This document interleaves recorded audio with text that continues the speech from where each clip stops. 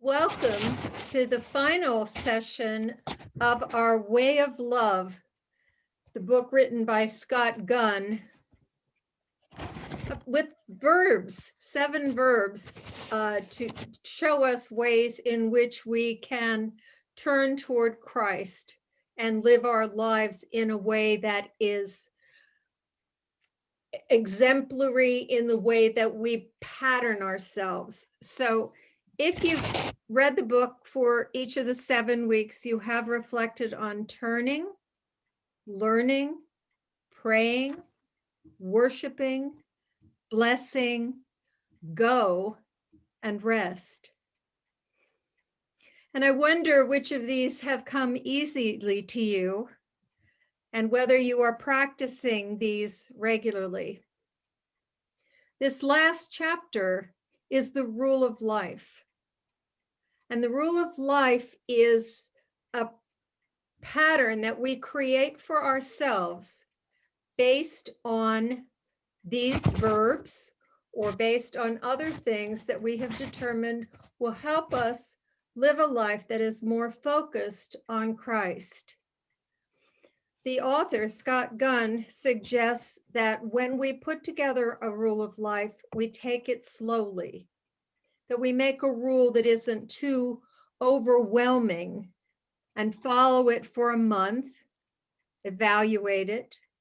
And at the end of a month, you should have a pretty good sense of being able to stay with that pattern. But if you evaluate it and find it isn't working for you, then you can try some other things. And in the book, his examples were, I will give thanks in prayer every time I eat. I will read one whole book of the Bible. I will make sure I'm in church every Sunday. I will serve a feeding ministry once a week. I will stay away from the phone and all electronic devices for half a day every week. I will find a way to bless one person in my social media circles with kindness every day. I will look up the scripture readings and spend time reading them before church. I will spend 10 minutes praying for the needs of my community every day. So what we're going to talk about is how we start that and what we do with a rule of life and where there are examples of a rule of life in different communities. So I'm going to stop now and ask Carlton to help explain what the logistics are to asking questions of the 3 of us. Good evening, everybody. It's nice to be here with you. If you'd like to ask a question at any point during our webinar tonight, you can use the chat feature at the bottom of your screen. It says chat and has a little word balloon there. And if you do that, you can type in a question and we'll try to answer those as we can. It's also possible to use the raise hand feature to get our attention as well. And we'll do our best to pay attention and make sure we don't miss you if you're trying to contribute something. So again, you can use the chat feature or the raise hand feature to let us know. Okay, in additional summary of the chapter, we are given some clues on how to start to create our own rule of life. With prayer, asking God for guidance on how to live as a follower of Jesus, to being still and listening. So often we pray and then we say amen and we go on with something else and don't sit and give that prayer time to meditate on and to see what comes to our minds when we're silent enough to hear. And part of listening might include rereading the notes you've made about these 7 verbs as we've gone through these books. And sometimes it's helpful to talk to your priest or a spiritual friend for feedback. This is what I'm thinking of doing. What do you think? And when you're ready, you write down your rules. Now, if you're just starting to do this and you've never done it before, maybe 3 things are enough. You don't want to go overboard and give yourself something that is going to be too much to do, so that you're setting yourself up to not being able to lead this rule of life that you want. So give yourself a month to try it, evaluate it, and you may want to keep them or try something else. There are several examples that I read in the book. There are many examples out in the world. And probably some of the best known are the Rule of St. Benedict, which is from 530, long time ago, and is a frequent rule of religious orders. So, for example, in Glendale, we have the Sisters of the Community of Transfiguration, and they are Benedictine. They live by the Rule of Benedict. Many monks, many nuns, some individuals have taken that rule, and it is a lot more than the more simple things that we're given here. And you got to start somewhere, and I would strongly suggest keep it simple at the beginning. Gary, what do you think about a rule of life? Well, I think that most of us approach rules of life or the principles that we live by unintentionally. I think these are just things that we pick up along the way, and we do it without much thought. Mhm. And it's the way we organize our lives and the values that we hold. But most of the time, I think it's done unconsciously. What we're talking about here is something quite different. We're talking about a set of rules that will help us point our lives toward Christ. And like you say, you can start off simply, or you can work for a more complex set of things. Does that help? Sure. Carlton, what about you? Well, I'm really glad to be joining you tonight for this. And admittedly, I'm coming in a little late to the Lenten Series party, joining for this final session.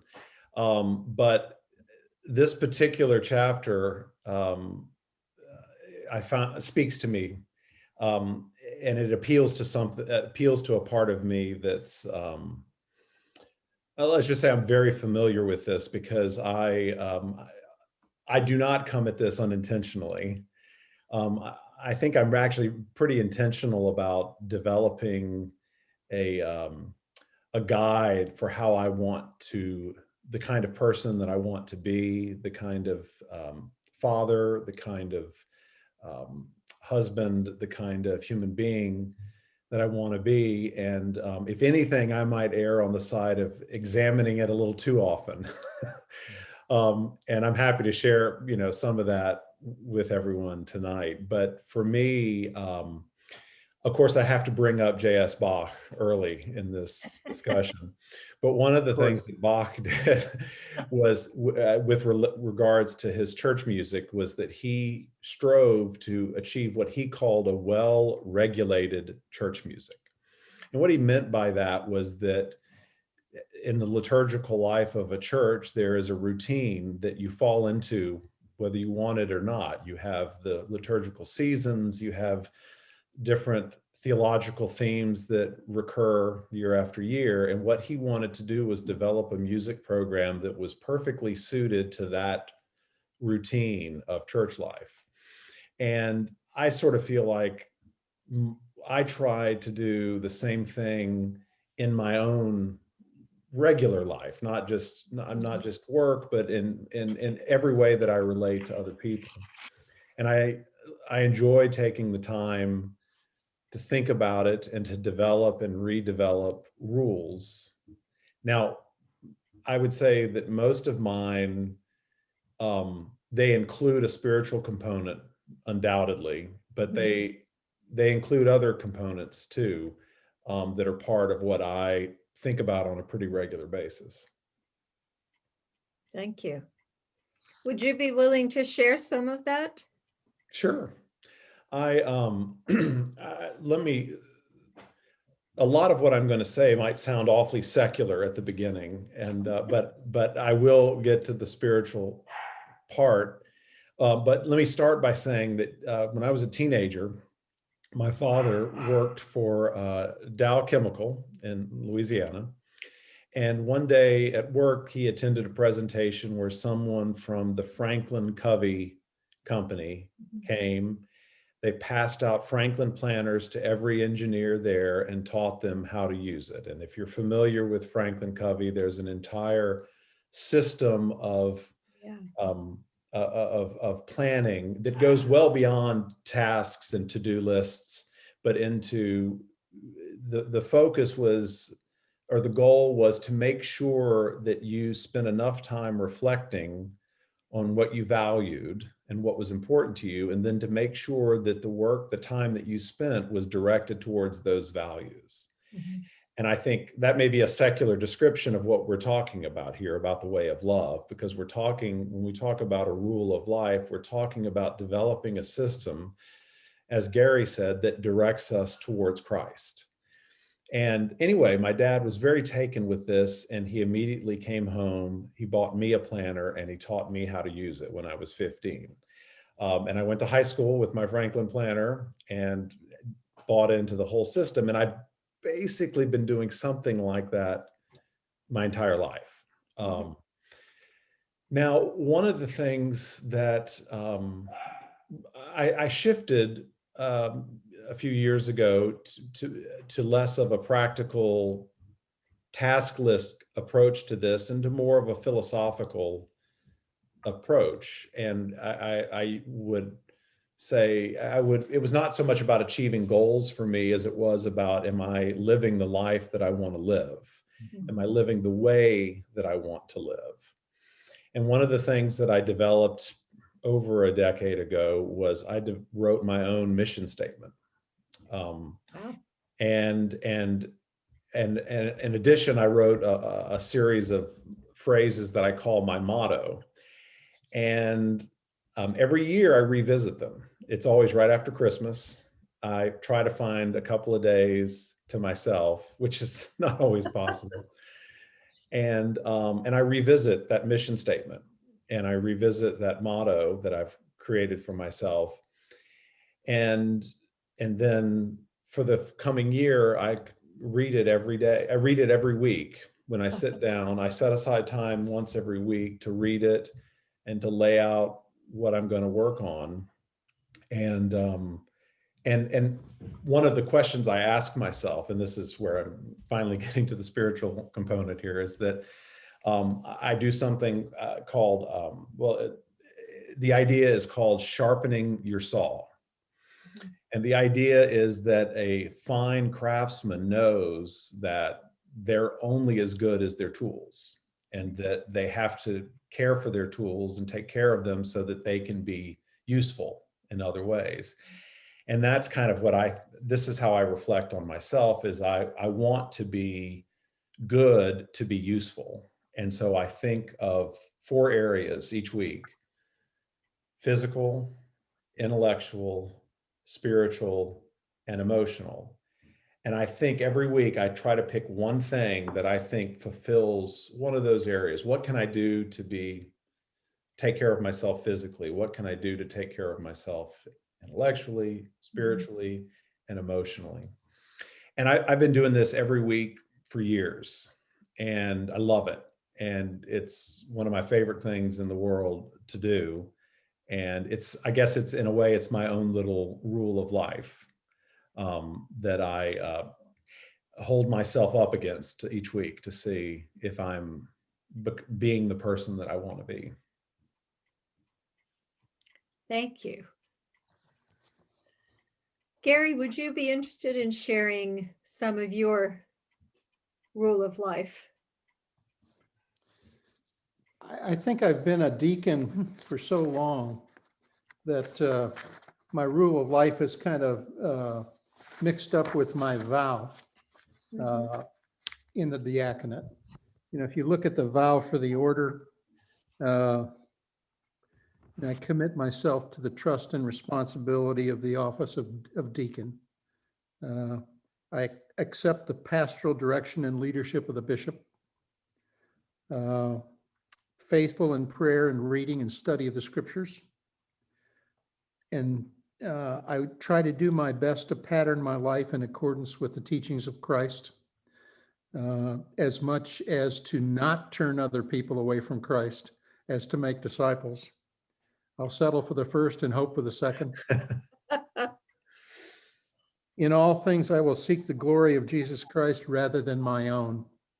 This is a tough one because it starts to get into the area of ego. Mhm. And we all have those, and we all handle them in different ways. I will seek to feed the hungry, clothe the naked, comfort the sick and lonely. And all my life, since I have become a deacon, I seem to run into people that need something, whether it's a kind word or a gesture or something to eat.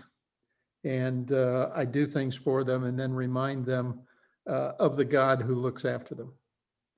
And in that way, I try to point the glory to where it belongs rather than to me.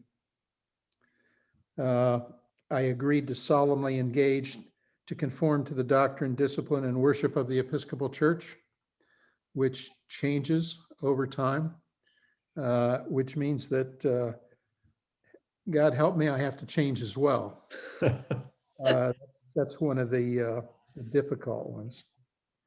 The prologue of the Rule of Saint Benedict says, "Let us get up then at last, for the scriptures rouse us.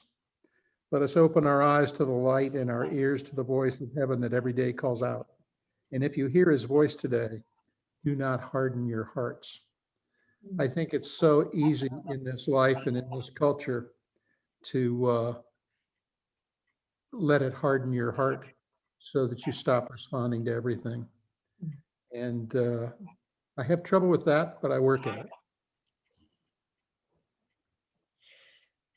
I think the rule of life is so important in our lives, how we structure it, how we review it, how it is so much in sync with our baptismal covenant, and keeping various parts of our life in order. As you know, Carlton, I love the different categories that you had. One of the things that the church offers to priests is a week away at a thing called Credo. At the end of that week, we all are asked to create a rule of life. And then a year later, they mail us a copy of that rule of life. And it's like, how are you doing about this? You know? Are you following through on any of it? Which parts are you finding that you do? And, you know, what are you kind of sloughing off? And maybe you want to take another look at this and see if this is, you know, where you need to be for your rule of life. And it's based on core values.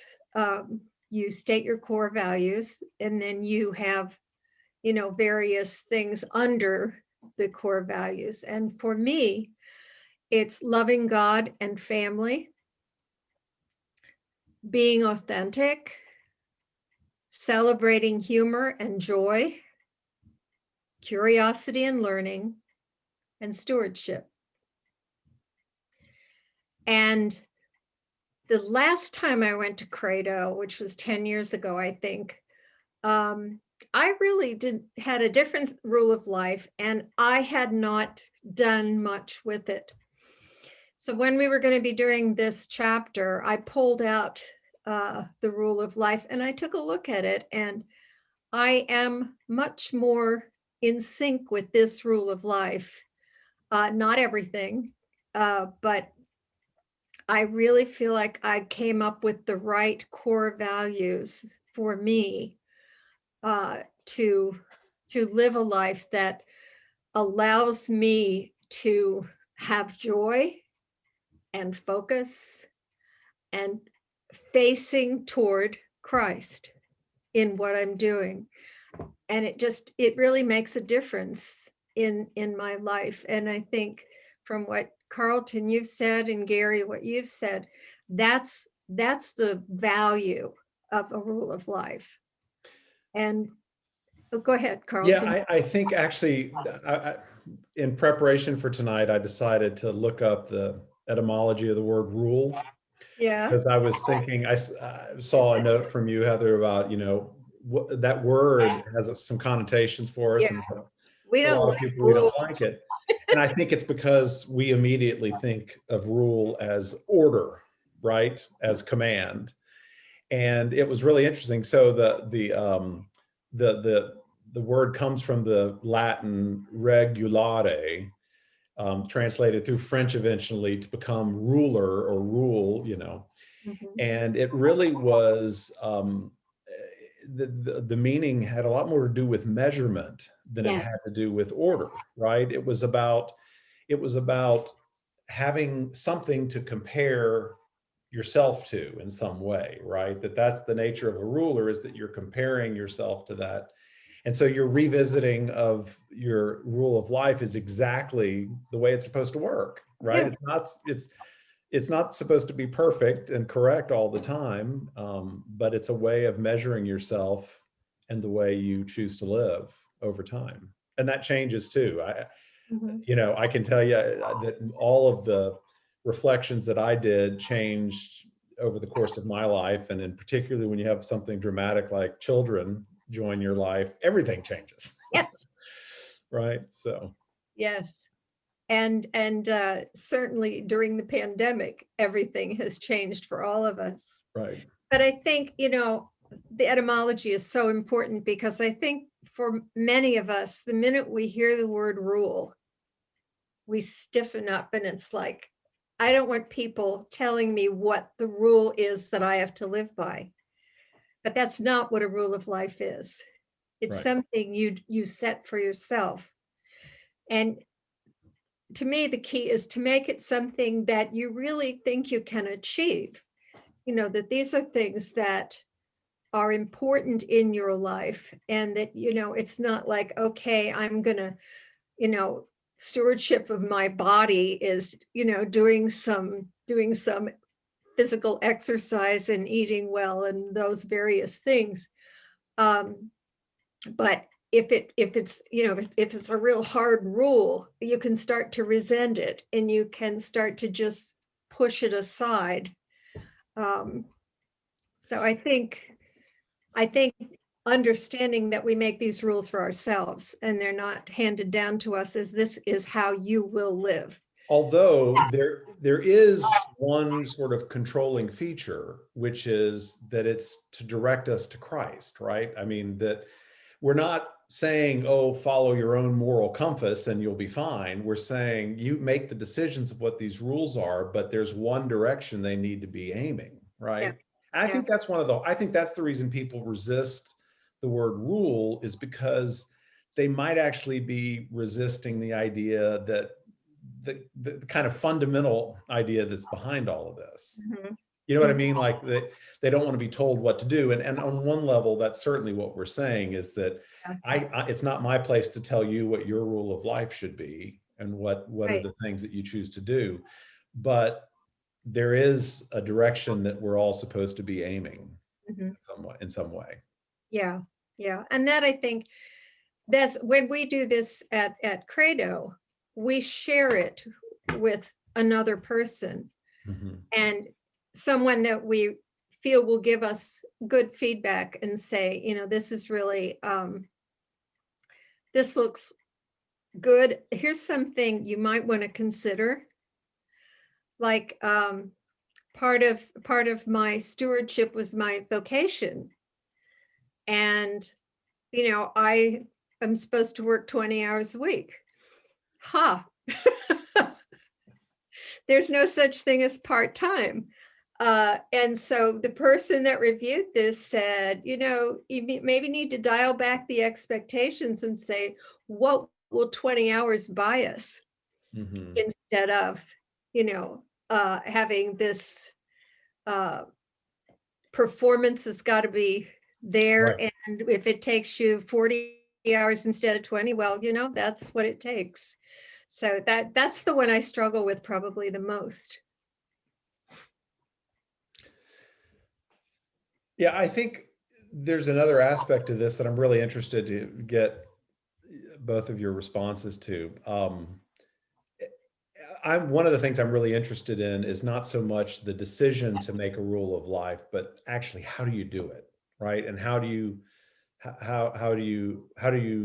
find success with it, or how do you approach it? Because I think that's something that a lot of people struggle with. I think, and I'm not totally convinced that the church writ large, or maybe I'm talking about the Episcopal Church, I don't know. I think we're fearful sometimes of inviting people into this way of being spiritual, because we are saying, hey, you need to write down 3 things that you need to commit yourself to doing, right? And when you're saying, welcome to our church, come on in, that's a hard message to deliver right away. Now write down the 3 things. Yeah. Right. Yeah. Write down your 3 things. We'll file it away and get in touch with you. No, but one of the comparisons I've been drawing for myself has been, I'm very honored to say, or pleased to say, that I've been working out with a trainer for, I want to say 6 or 7 years, twice a week, every week. Wow. And it costs money for me to do this, but it's the most successful physical exercise plan I've ever had in my life. And I sort of hit the right spot because I have a person I get along well with. I have someone I'm obligated to be there. And I go every week. And I don't always want to go, and it's not always easy. And sometimes I even dislike it, but I go every single week. And it's meant a lot to me. And, it's a huge net positive in my life to have this. And sometimes I think about rules of life, or a rule of life, in a similar way, in that it's a commitment that I'm making because I've taken the time to reflect on it, and I know that it's what I want to do, even though I know it's not going to be always easy. I know I'm not always going to be successful at it. But there's a certain, I feel a certain obligation to fulfilling it in some way. Do you think that's a healthy perspective for people to take, or is that how do you feel about the way I described that? I think that's healthy. I think it's something that you are committed to. And because of that, even though sometimes you don't wanna, you still do it. You still go. And that, I think, is part of what we're talking about in a rule of life.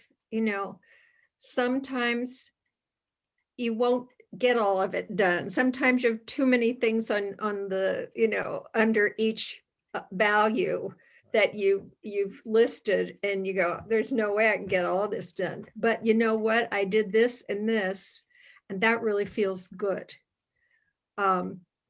Having someone that you're committed to being with to do your personal training is a lot of, I don't know, there's a difference in that than some of the stuff I have on my list. Like I've got, gym, exercise, walking, physical therapy for all the various things I still do physical therapy. And sometimes I don't do it, but I get back to it. Yeah. I think, even if it's not something that, you've made a commitment to, you pay money to do it, but the benefit,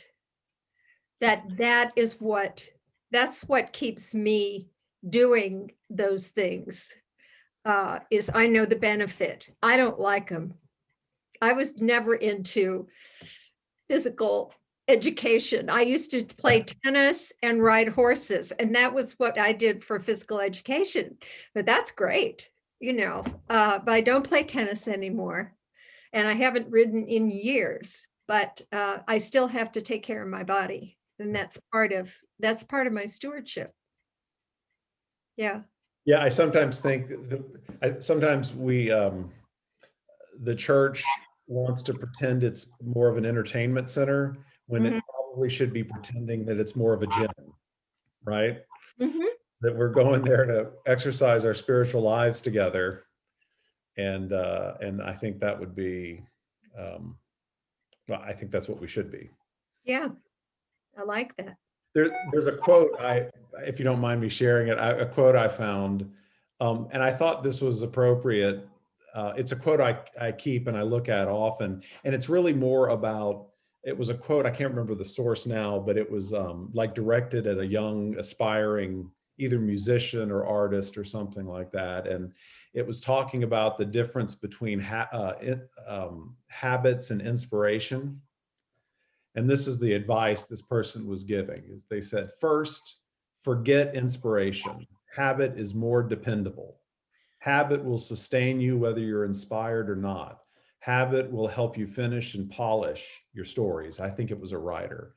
Mhm. Inspiration won't. Habit is persistence in practice. And I love that idea of persistence in spiritual practice. That's very meaningful to me. That's kind of, that stirs me, Yeah. me- Yeah. personally. What do That, you think, Gary? Well, let me give you a little different perspective.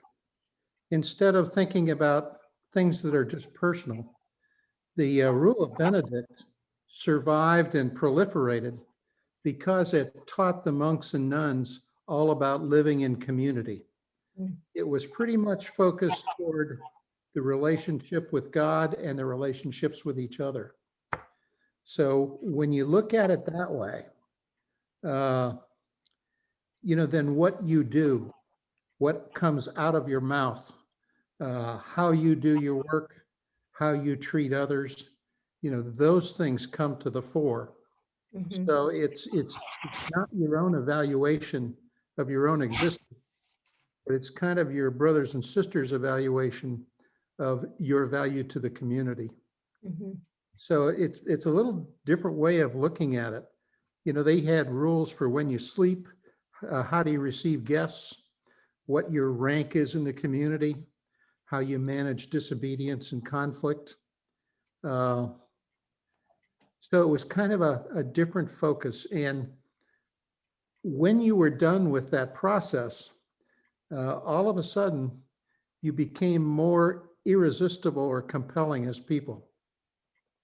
In Mhm. other words, people kind of felt the inner stillness that you had developed from learning to listen in community and listen deeply, rather than constantly fill the air with your own thoughts and your own ideas. So it was quite a different, I think, position for people to take than they normally would have without some education. We never talk about what generates character or how you get wisdom. It generally doesn't come from classrooms or courses. It comes from the process of living with others. And our kids graduate with a whole lot of facts, most of which they're going to forget by the time they're my age. But what you remember along the way are people and what they meant to you and what they taught you along the way. So I look at a rule of life as principally being involved with my relationships with others. That's just me. I think life is all about relationships, our relationships with God and with each other. I'm an And associate. when you find that you're screwing up, what a rule of life does is it tells you how to get back on course. Right. Right. And that's one of the interesting things for me was I became an associate at the Community of the Transfiguration when my best friend growing up became a nun. And so I was out there more often, and I would be there for retreats, or I'd take a quiet day there. And I got to know several of the nuns pretty well. And what was funny was to see, because I had this sort of idealized vision of what it would be like to be a nun and live in a convent, and how wonderful it would be because everybody would get along and, work on this community thing. And I'd see one of them get, kind of snappy about what somebody else did. And I thought, oh, what? Really? It isn't just all, ice cream and lollipops getting together and we're all happy to be here. No, we're people. They had just the same kind of conflicts and difficulties that the rest of us do. But, as you said, Gary, there was a way to get back to what the community is about. When I see Carlton up front on Sundays, I think of him as the abbot of the choral community. What he's doing there is creating harmony. Yeah. Or managing discord, or making sure that none of the voices try to be the only voice that anybody hears. Unless that's their assigned part that day. Right. Yeah, no, I mean, that's exactly what I love about being a choral musician, because it's such a beautiful symbol of that what is required to live in community is it requires, the most difficult thing is that it requires times for you to be subservient to someone else, and to recognize that, and there's also a certain, again, I'm using the word obligation, but that's not what I'm trying to imply here, but you come to depend on the people next to you and realize that they depend on you too. And that's a beautiful relationship to be in. And look what happens with that. Right. I mean, the music is amazing because that working together and understanding how it all fits together, and somebody who can then lead that. Right. It's a beautiful thing. Do we have any questions from anyone? Right now, no. Okay. It's just wonderfully in awe of all that we say. I don't think that ever happens. I was looking at some of the other questions that I had noted down. Yeah. What I'm doing. Oh, wait, do we have a hand? Patty, I'm going to let Patty wants to talk. Hello, Patty. Oh, you may be muted. There you go. Okay. First of all, I want to say, please, at least 3 weeks, work this into homilies for the whole congregation. I don't know how many people are on tonight, but this is very, very powerful, and everyone needs to hear it. So however you work it out, that's your choice. The other thing I wanted to say is the concept of rule. Rule has, I guess in my life, has come to mean the things you can't do. You shall not do this. You shall not do that. I wasn't raised that way. My family was very open. To me, as I'm hearing you talk about rule, I'm seeing it more as a way to do, to move forward. Not like the book of golf rules that has over 700 rules, which drives me absolutely crazy to think, who would want to play that game? It was 700 rules. But life is like that sometimes. And when there's a problem in society, okay, let's make a new rule. Maybe we can solve it. No, it's in relationship. So when we can have that evolve, it would be wonderful. Thank you, Patty. Any questions, Patty? Oh, I think she got muted again. Yeah.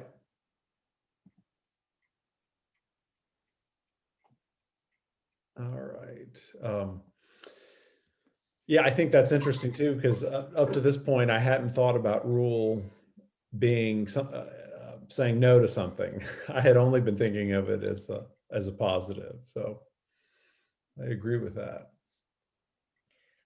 But when you look at the rule of Saint Benedict, there are a lot of negative sounding things in there. Have the fear of God before your eyes at all times. Obey the word of the Lord. Subject yourself for the love of God to a superior. These are kind of restrictive things to think about. And how does someone feel called to do this rule? I am in awe of anybody that could live by that rule of life. I wonder about this all the time because I think, there are a couple of different ways. Boy, I could talk for a long time. How much time do we have? Oh, Oh, maybe you no got time. plenty of time. Go for it. Okay. Well, because I do find, I do believe that there is a certain amount of discipline that's required in this as well. And I don't mean that in a negative connotation at all. In fact, I think that being able to develop discipline in these ways is incredibly valuable and important. That's the same thing with the choir. That's part of the reason the choir is successful, is not just because everyone shows up and sings their hearts out, but that they all submit to some level of restriction. They say, we're going to sing this piece and you're going to sing this part, and it has these notes and it has these dynamics. And by doing that, you're submitting yourself to all of these sides of the box. And it's because we all do that collectively together that we can actually make something beautiful together too. And I think sometimes we shy away from talking about the discipline it takes to follow a rule of life. And maybe it is because it's not a good PR message. It's not a good way to invite people in. But that's, to me, it's one of the benefits of doing this is I know that there are some Sunday nights when I don't want to sit down and do my weekly planning. And I'd rather sit on the couch and watch a TV show, right? But I know that by doing it, it's paying off for me in other ways that I can't measure. And that requires a moment where I have to say, I've got to do this. I have a choice, and my choice is to make this happen. And I think there are a lot of people who, quite honestly, are looking for that in their lives. They come to church and they hear us say, love one another. And their first question is, how do I do that? Right. Not, yeah, great, I'm in. They say, I don't know how to do that. I don't have the toolkit to do that. And that requires them to be open to instruction. It requires people in leadership to be able to nurture that. And, there's an incredible environment that's surrounding that kind of a choice and an interaction with the church. So Almost all of the rules have a rule about praying. Mhm. And if you were to take the members of our congregation and stand them up front and say, to recite a prayer, one after the other, I think what we get is a whole lot of silence. Because unfortunately, over the years, the professionals, the clergy in our congregations have gotten used to spouting these eloquent, wordy, flowery prayers to the point where nobody else in church feels that they can do that. And so they leave the praying to the professionals. And what Benedict said in his rule was really interesting. He said, whatever you do, keep it short. Mhm. And that breath prayers are worth thousands of words. Help, or maybe just groaning, Mhm. as it says the Holy Spirit does at times. That's praying. But keeping your prayers short and pure, always brief, would certainly change the way most of us pray. It sure would. And it might encourage a few people to start. I went to Catholic schools growing up all the way through high school. And I will tell you, one of the most valuable lessons I was ever taught was by Sister Teresa in the 2nd grade, because she taught me how to pray. And here's what she said. She said, say hello to God, say something nice about him, say you're sorry for the things you haven't done well or the things you did wrong. And then at that point, if there's something you want to ask God for, you can ask him, and then say goodbye. And so my prayers were just like that. It was, dear God, you are great. I'm sorry for not being nice to my parents. Really would love it if you would help me do well in my basketball game. Amen. And what's interesting about that is that, yeah, I guess there's a certain artificiality to it, but that Sister Teresa gave me a method. Yeah. You know, and as I've gotten older, yeah, when I say a prayer, I might have my own variations on it, but I'm still thinking about what she taught me. She gave me the tools to say those prayers. And that's a perfect example of what I think we need to be able to offer people who walk into the doors of the church, is to say, hey, here's a toolkit, you know? Yeah. And the thing about rules is, especially if you're a little boy, you start out life as a boy. You know, when somebody says something you don't like, you hit them.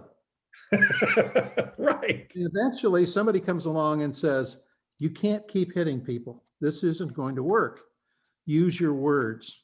And so you use your words, and you discover those same people are coming back to you saying, you can't recall those words once they're out of your mouth. So you need to put in a hesitation step before you say them. And then somebody will come along and say, why don't you say what you feel? And it keeps going like that. Right. The idea is you're just making more and more adjustments so that your relationships improve. Yeah.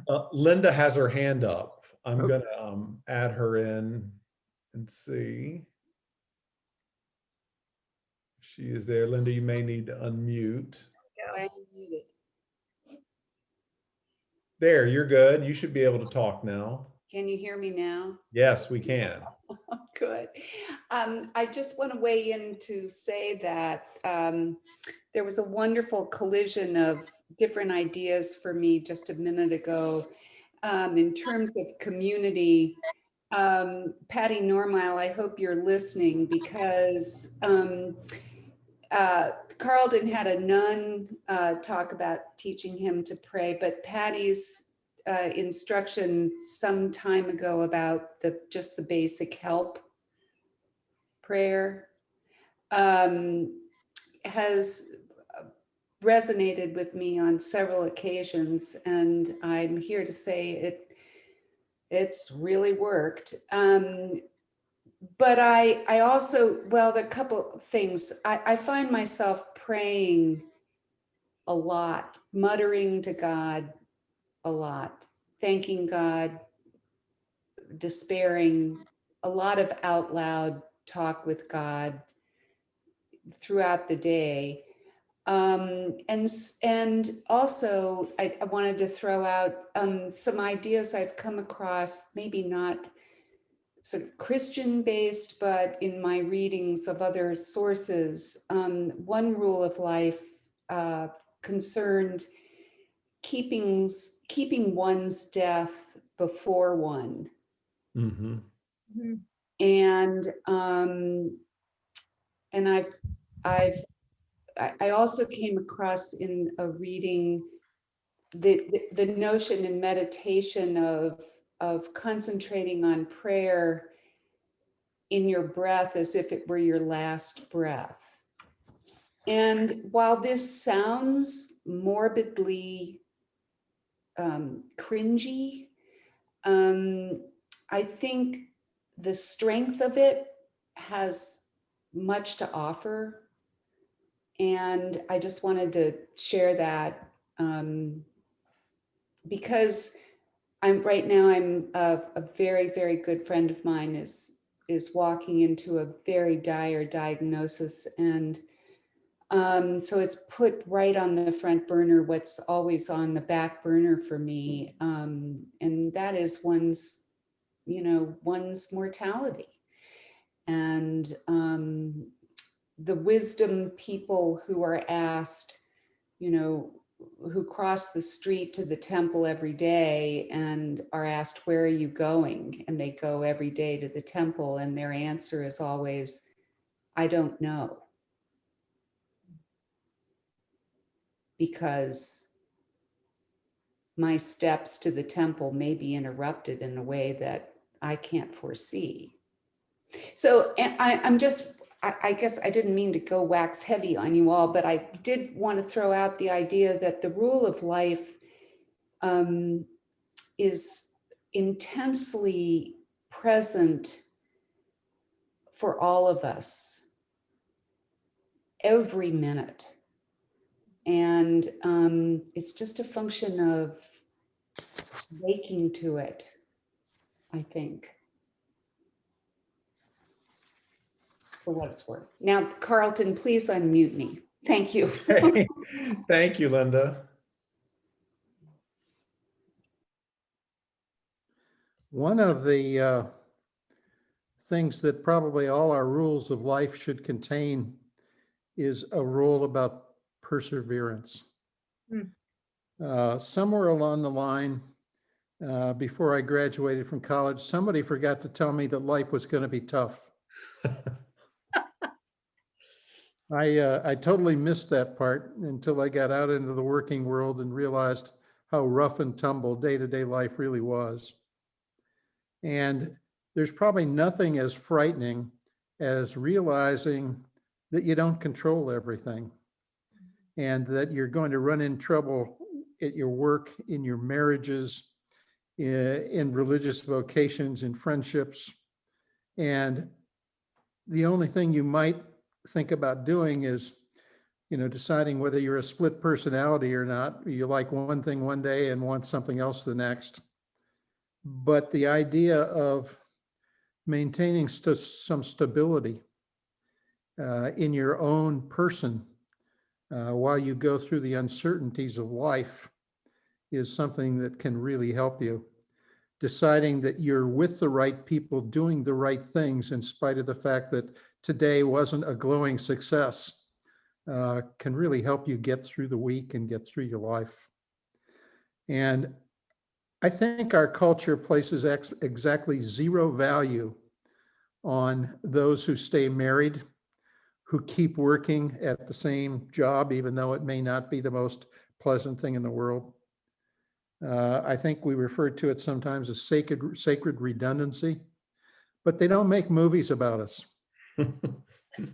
No, we're just not that exciting.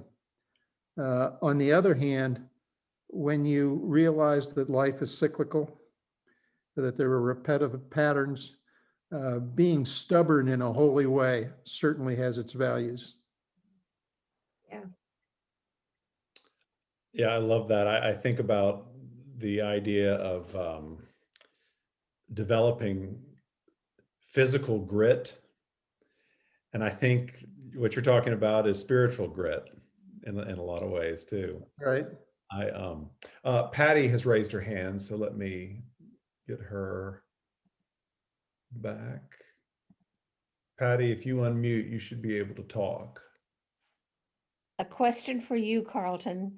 Okay. When are you going to put Sister Teresa's way of prayer to song for the kids? That's a great idea. Wonderful children's song. Oh, I just love it. And then, I've never thought of that, but that's a fantastic idea. oh gosh, it would be. They could even help you write it. I'm sure. And then a comment to Gary about perseverance.